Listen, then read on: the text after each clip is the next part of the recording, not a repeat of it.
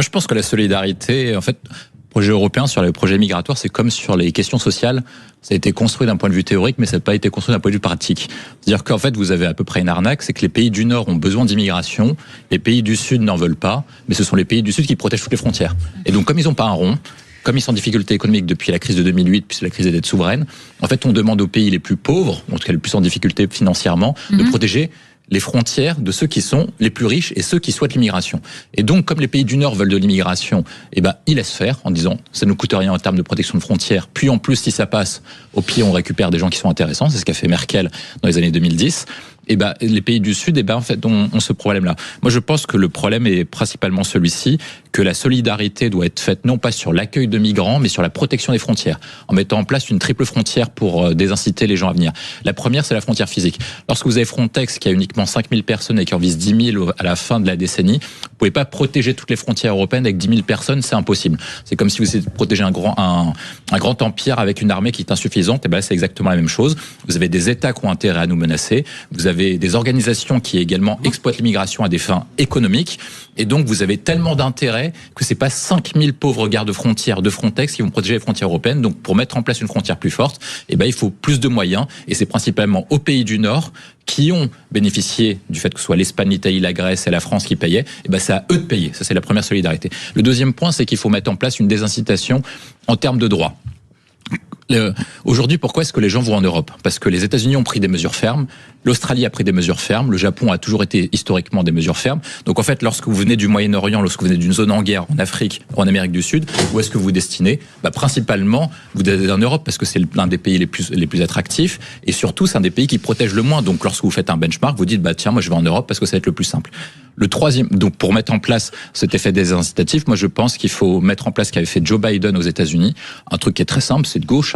Il avait dit tous ceux qui viennent illégalement sur le territoire américain n'ont aucune chance d'être naturalisés et n'ont aucun droit social. Donc c'est-à-dire si vous venez, comme ce qui se passe actuellement en disant je viens, je reste, et puis surtout j'aurai plus de droits que les ressortissants nationaux, et ben si vous avez aucun droit social plus aucune chance d'être naturalisé, c'est beaucoup moins incitatif de venir.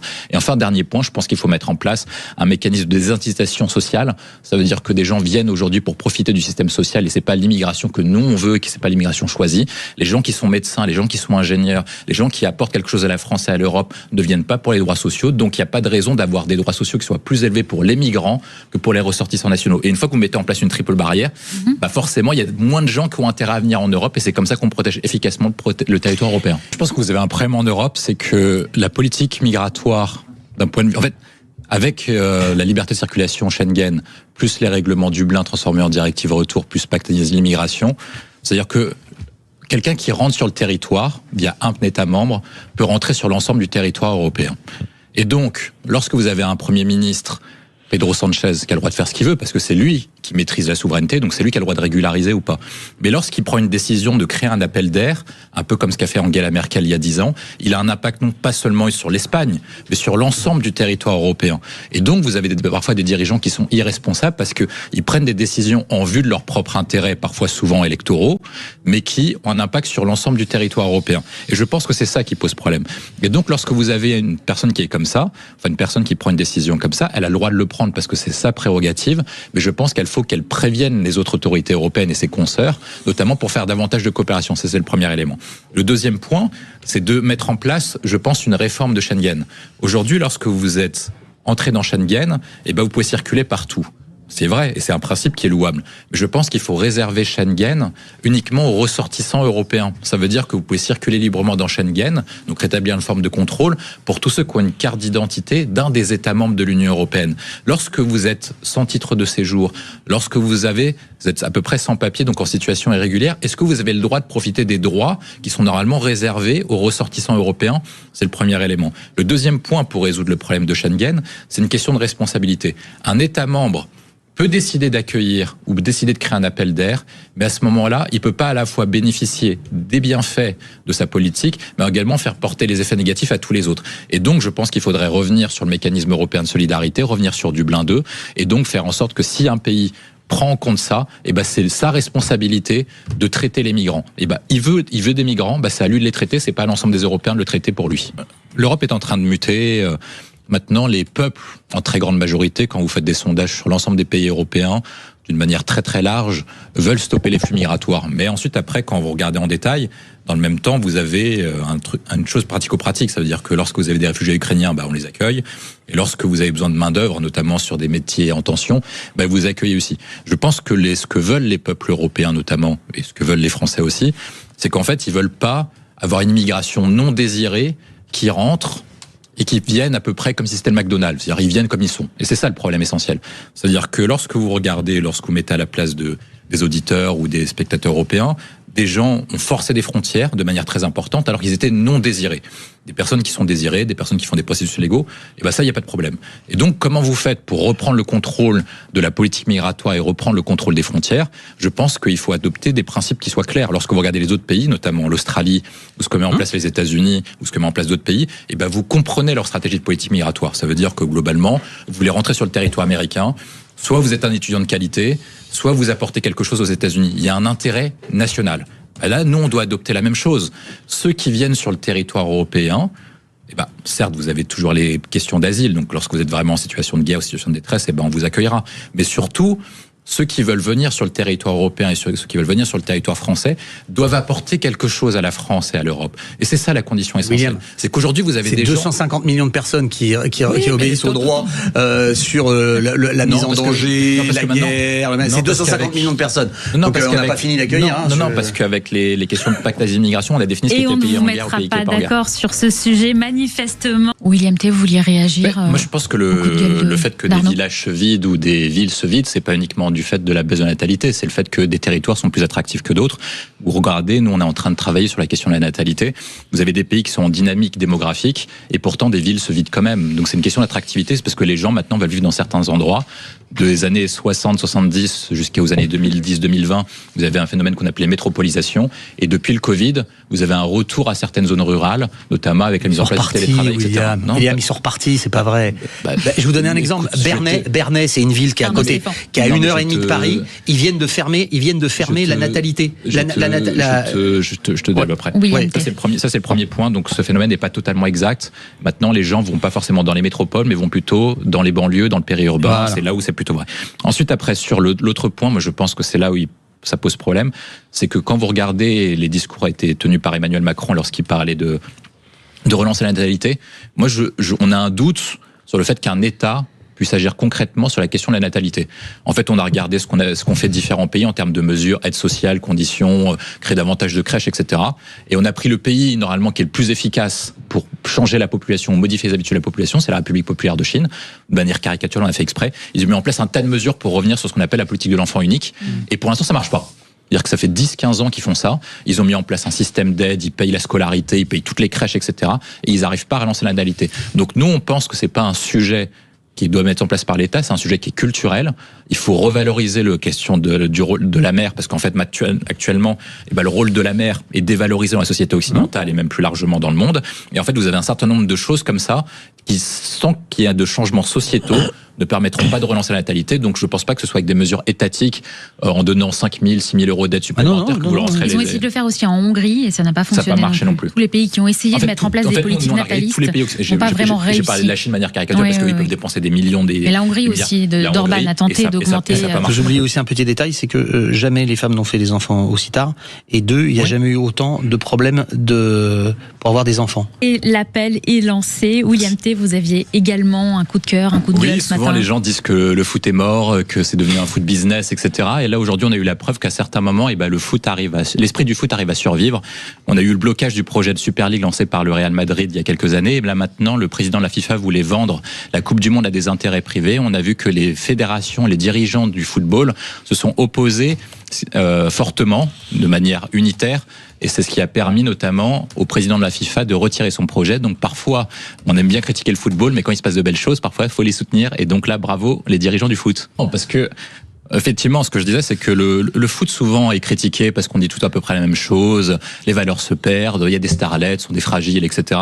Mais lorsque le foot opère de grandes choses, on n'arrive pas à le reconnaître. Et aujourd'hui, moi je pense que vous avez à plusieurs reprises des épisodes qui ont montré que le foot ne perdait pas son esprit, c'est juste qu'il doit s'adapter à une réalité économique. Notamment parce qu'aujourd'hui, vous vivez de droits télé, que vous avez besoin de salaire, vous avez besoin de faire rentrer d'argent, etc. Mais lorsque vous avez un conflit qui porte entre les valeurs sportives et les valeurs financières, et à tous les moments, le foot s'est réveillé pour choisir les valeurs sportives et l'esprit du foot plutôt que les intérêts uniquement économiques. Et c'est ce qui s'est passé lorsque les dirigeants de l'UEFA, de la CONCACAF, etc. ont décidé de s'opposer au président de la FIFA pour renoncer à des intérêts économiques qui étaient très forts pour eux, pour choisir le foot et l'esprit du foot en gardant la Coupe du Monde au nom de la FIFA et pas au nom d'intérêts privés. William T, est-ce que vous pensez que la génération d'aujourd'hui, la jeunesse d'aujourd'hui, souffre plus que la jeunesse d'il y a 20, 30, 50 ans ? C'est les deux, c'est-à-dire qu'ils souffrent plus et ils sont plus fragiles parce qu'ils ne sont pas préparés, parce qu'ils ont été éduqués par une génération qui a vécu dans une période qui était particulière. Il faut quand même revenir. Après la Seconde Guerre mondiale, on a mis en place ce qu'on appelle la dividende de la paix à la chute du mur de Berlin. C'est-à-dire que vous n'avez pas des dépenses militaires infinies à faire tourner, vous avez très peu de risques de guerre parce qu'il y a le parapluie américain, vous n'avez pas de circonscription militaire, vous n'avez pas de service militaire, etc. Donc vous n'avez pas tout ça à vivre, vous n'avez pas de risque de tragique qui est revenu avec la guerre en Ukraine. Deuxième point, vous avez des changements qui sont beaucoup plus profonds dans la société qu'ils ne l'étaient il y a 50, 60 ans. Le rythme technologique, ce qu'on appelle les grands cycles économiques qui sont suivis d'une révolution technologique, sont passés de 30, puis à 20 ans, puis à 10 ans, et maintenant vous avez des révolutions technologiques tous les 2-3 ans. C'est-à-dire que vous avez le smartphone qui est apparu, vous avez l'IA, etc. Donc vous avez un processus de développement personnel ou d'adaptation au monde qui est beaucoup plus important aujourd'hui qu'il ne l'était il y a 50-60 ans. Donc c'était plus simple pour ce qu'on appelle la génération des boomers. Enfin, dernier point, les jeunes d'aujourd'hui vivent d'une situation héritée où la situation économique des pays occidentaux est soit en stagnation, voire parfois en déclin. En stagnation quand vous regardez le PIB mondial, et en récession lorsque vous vivez notamment, vous regardez les pouvoirs d'achat des ménages, c'est-à-dire qu'une classe moyenne en française vit moins bien aujourd'hui que ne le vivait il y a 30-40 ans. Et puis dernier point, vous avez des transitions, des catastrophes naturelles qui ont plus de chances d'arriver, c'est ce que montre un rapport qui s'appelle Global Britain, qui a été fait notamment par le Premier ministre Boris Johnson, qui vont arriver de manière beaucoup plus récurrente en raison du changement climatique, en raison des changements scientifiques, etc., qui vont dire que notamment les catastrophes naturelles vont arriver de manière beaucoup plus importante. Donc vous avez tout ça. Et face à ça, à un monde qui va être beaucoup plus compliqué et qui va être beaucoup plus difficile, on a éduqué les enfants dans l'époque des enfants rois en disant que s'ils avaient un problème, on mettait en place ce qu'on appelle la culture de l'excuse. Donc c'est pas de leur faute, c'est la faute du voisin ou c'est la faute de quelqu'un d'autre. Et en plus, on leur a dit que c'était pas très grave ce qui leur arrivait. De toute façon, quelqu'un va vous sauver à un moment ou à un autre. Mais on n'a pas appris à ces enfants-là qu'avec toutes les mutations et toutes les choses difficiles auxquelles ils allaient faire face, il fallait qu'ils se réveillent un peu comme, je pense, on est un peu dans la même situation que dans les années 30, non pas pour les mêmes raisons, mais qui est que on va vivre des moments qui seront beaucoup plus durs et qu'en fait, on est dans une période qui, étonnamment, éduque les enfants à des choses qui soient beaucoup plus calmes en disant, vous inquiétez pas, tout va bien, Madame la Marquise, pour aller défendre.